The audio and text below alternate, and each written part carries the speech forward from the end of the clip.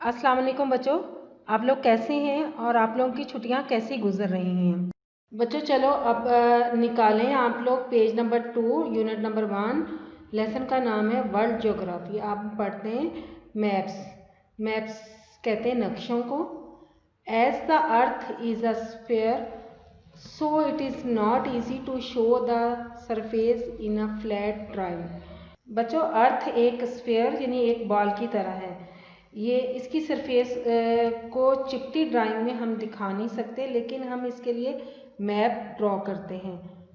A map is a drawing made to show an area of the earth. This area can be the land or the sea or both. A map shows us where one place is in relation to another place. There are many kinds of maps. ये एक किस्म का graph होता है जो मुकर्ररा पैमाने के मुताबिक पूरी दुनिया या इसके बाज़ हिस्सों के ऊपरी सतह को जाहिर करता है, जैसे खुश्की, समंदर या दोनों। और ये मैप ये भी शो करता है कि दुनिया का कौन सा हिस्सा कहाँ पर वाक़या है। मैप की बहुत सारी इकसाम हैं: फिज़िकल मैप, पॉलिटिकल मैप और रिलीफ मैप। बच्चों अब हम पढ़ते हैं physical map. This is a physical map. It shows hills, mountains, reverse, valleys and other land forms.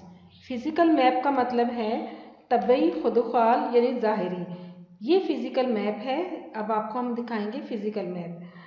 ये शो करता है हिल्स, पहाड़ियाँ, दरिया, वादियाँ और लैंडफॉर्म यानी ज़मीन की ज़ाहिरी साख्त, जैसे ज़मीन कहीं ज़रख़ेज़ होती है, कहीं बंजर होती है और कहीं पथरीली। Political maps. अब हम पढ़ते हैं political maps. This is the political map और administrative map. It shows towns, cities and borders between countries.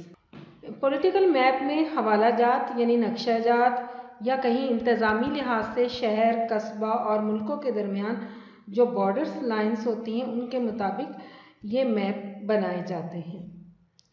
अब हम पढ़ेंगे relief map. This is relief map. It shows the height of hills and mountains with the lines drawn to show heights in meters। Relief map का मतलब है बच्चों अमदादी नक्शा जात। जैसे थेमेटिक मैप्स होते हैं जिसमें आपको कलर्स और सिंबल दिए जाते हैं और मुख्तलिफ निशानात होते हैं और शेप्स भी दी जाती हैं।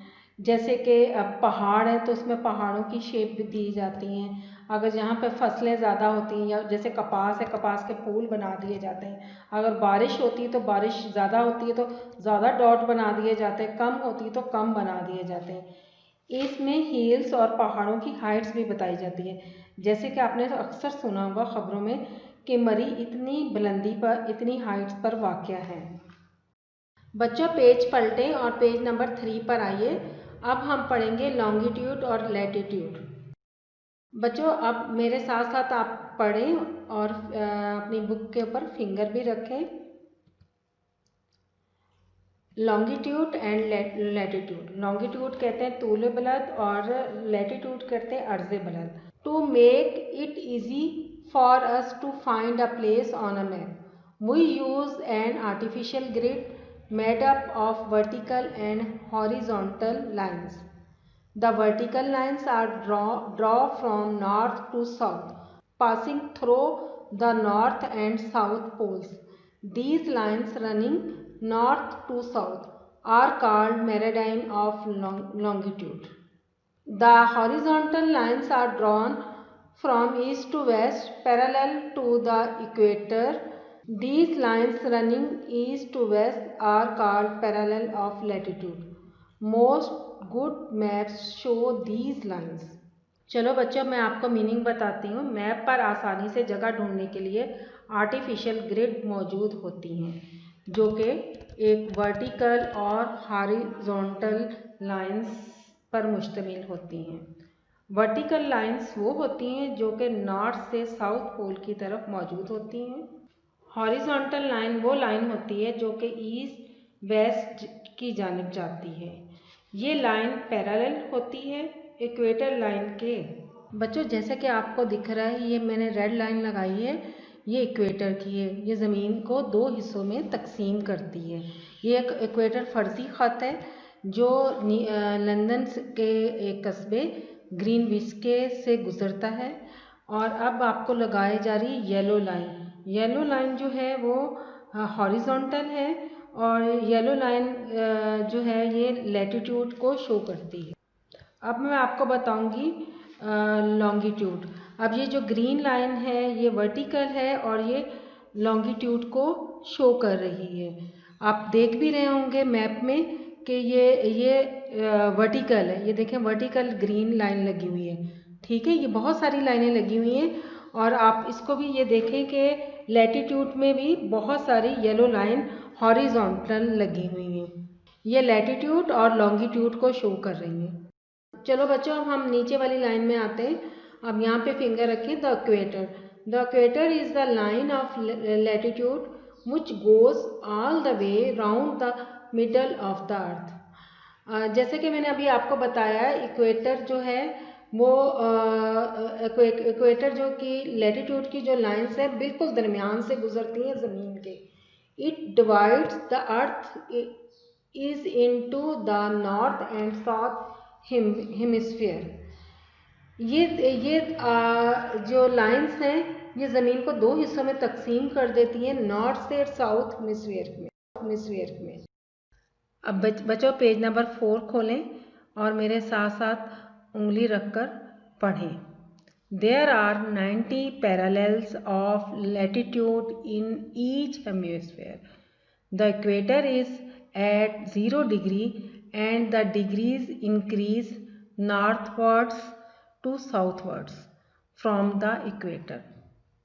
The North Pole is at 90 degree N यानी north and the South Pole is at 90 degree S means south. The meridians of longitude are also marked in degrees. You know that there are 360 degrees in a complete circle. There are also 360 degrees or meridian of longitude. अब third paragraph की तरफ आते हैं। All the meridian pass through the poles and are of equal length. One of these lines has to be 0 degree. This is called the prime meridian and it passes through Greenwich, England. Lines drawn to the west of the prime meridian are marked with W यानी west and those to the east are marked with east. The 180 degree meridian is exactly opposite the 0 degree meridian on the other side of the world. It is known as the International Date Line. Ideal इसका short form है। It is neither east nor west. When we cross the ideal traveling toward the east, we gain 1 day. When we cross the ideal traveling westwards, we lose 1 day. बच्चों मैं आपको इन तीनों paragraph की meaning बताऊंगी, लेकिन इससे पहले मैंने आपके पिछला पेज से ये मैप भी कर लिया है। ये इस पेज से रिलेटेड है ताकि आपको समझाने में आसानी हो। बच्चों ये पैराग्राफ बताने से पहले मैं आपको डायरेक्शन के बारे में बताना चाहूँगी। जैसे कि आप लोग देख रहे हैं कि कंपास है जिसमें डायरेक्शन बताई हुई है। एन का मतलब है नॉर्थ और उसके नीचे है साउथ। एस का मतलब है साउथ। फिर है ई का मतलब है ईस्ट और उसके बिल्कुल सामने डब्ल्यू है। डब्ल्यू का मतलब है वेस्ट। चलिए बच्चों आपको मैं पहले पैराग्राफ की मीनिंग बता रही हूँ, आप भी मेरे साथ साथ पढ़ें। जैसे कि आप लोग देख रहे हैं कि इस मैप में दो हेमिस्फीयर हैं, एक नॉर्दर्न हेमिस्फीयर और दूसरा साउदर्न हेमिस्फीयर। हर हेमिस्फीयर में 90 डिग्री लाइंस मौजूद होती हैं लैटिट्यूड की। इक्वेटर 0 डिग्री पर मौजूद होता है और ये डिग्री नॉर्थ की तरफ और साउथ की तरफ बढ़ती जाती है। नॉर्थ पोल 90 डिग्री नॉर्थ पर है। इसी तरह साउथ पोल 90 डिग्री साउथ पर वाक़ है। बच्चों, हम थर्ड पैराग्राफ की तरफ आते हैं। आपने इसके साथ मैप पर भी नज़र दौड़ानी है जो रेड लाइन से शो की गई है। चलें अब हम मीनिंग करते हैं। सारे जो मेरिडियन हैं वो पोल से गुजरते हैं और बराबर लंबाई के होते हैं। इनमें एक लाइन 0 डिग्री पर मौजूद होती है, इसको प्राइम मेरिडियन कहते हैं। ये लाइन ग्रीनविच शहर इंग्लैंड से गुजरती है। वो लाइन जो प्राइम मेरिडियन के वेस्ट में होती है इनको W से मार्क किया जाता है। इसी तरह जो लाइंस प्राइम मेरिडियन के ईस्ट में होती है इनको E से मार्क किया जाता है। एक और लाइन होती है जो 180 डिग्री पर मौजूद होती है। ये लाइन 0 डिग्री मेरिडियन यानी प्राइम मेरिडियन के अपोजिट होती है। इस लाइंस को इंटरनेशनल डेट लाइन कहते हैं जो कि इसकी शॉर्ट फॉर्म है। ये लाइन ना तो ईस्ट में होती है ना ही वेस्ट में होती है। जब हम आइडियल को क्रॉस करते हैं तो हम ईस्ट की तरफ जाएंगे तो एक दिन बढ़ जाता है, और जब आइडियल को क्रॉस करके हम वेस्ट की जानिब जाएंगे तो एक दिन हम पीछे चले जाते हैं।